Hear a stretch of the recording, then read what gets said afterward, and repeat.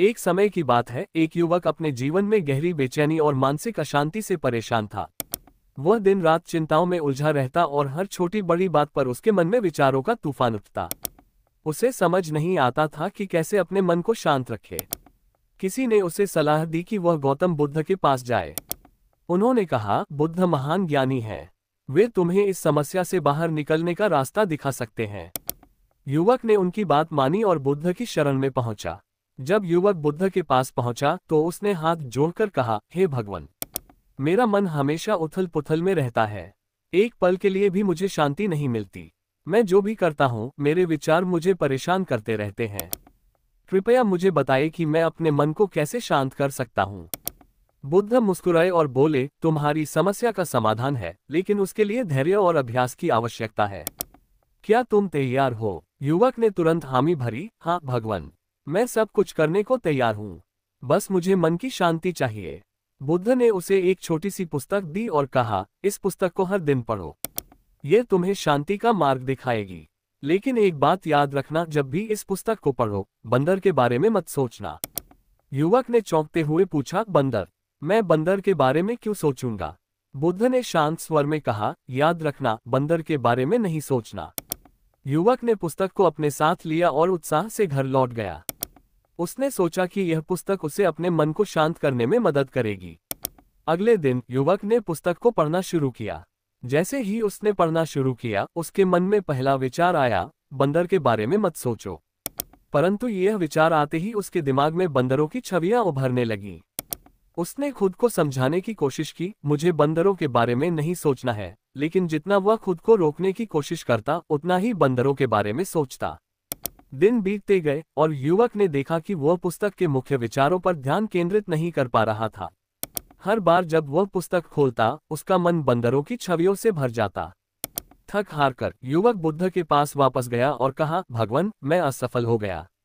आपने कहा था कि पुस्तक पढ़ते समय बंदरों के बारे में मत सोचना। लेकिन जब भी मैं इसे पढ़ने की कोशिश करता हूँ, मेरे मन में बंदर ही बंदर आते हैं। ऐसा क्यों हो रहा है? बुद्ध मुस्कुराए और बोले, यही मैं तुम्हें सिखाना चाहता था। जब तुमने बंदरों के बारे में न सोचने का प्रयास किया, तब तुम्हारा पूरा ध्यान बंदरों पर केंद्रित हो गया। मन की प्रकृति यही है, जब तुम किसी विचार को दबाने की कोशिश करते हो तो वह और बलपूर्वक लौट आता है। युवक आश्चर्यचकित होकर बोला, तो मैं क्या करूं भगवान? क्या मैं अपने विचारों से कभी मुक्त नहीं हो सकता? बुद्ध ने उत्तर दिया, विचारों से मुक्त होने की कोशिश मत करो। जब कोई विचार आए तो उसे स्वीकार करो। उसे दबाने या भगाने की कोशिश मत करो। बस उसे एक बाहरी पर्यवेक्षक की तरह देखो। जैसे जैसे तुम इस अभ्यास में प्रवीण होगे, विचार धीरे धीरे शांत हो जाएंगे। बुद्ध ने आगे समझाया, मन का स्वभाव बहने वाला है। ये हमेशा कुछ न कुछ सोचेगा। तुम्हारा काम यह नहीं है कि इसे रोकने की कोशिश करो, बल्कि इसे बहने दो।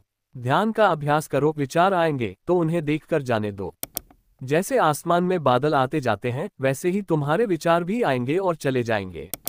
लेकिन आसमान, तुम्हारा मन स्थिर और शांत रहेगा। युवक ने बुद्ध की बातों को ध्यानपूर्वक सुना और उनका अनुसरण करना शुरू कर दिया। उसने रोज ध्यान का अभ्यास किया। जब भी कोई विचार आता, वह उसे बिना किसी विरोध के देखता और जाने देता। धीरे धीरे उसे महसूस हुआ कि विचारों का आना जाना स्वाभाविक है। जब उसने उन्हें स्वीकार करना शुरू किया तो वे स्वतः ही कम होने लगे। अब उसका मन पहले से अधिक शांत और स्थिर हो गया। कुछ समय बाद वह फिर से बुद्ध के पास पहुंचा और बोला, भगवान, आपके निर्देशों का पालन करके मैं अब अपने मन को शांत रख पा रहा हूं।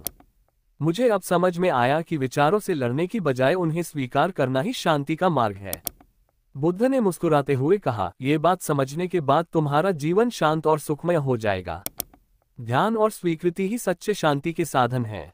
सीख, यह कहानी हमें जीवन का एक गहरा सबक सिखाती है। 1.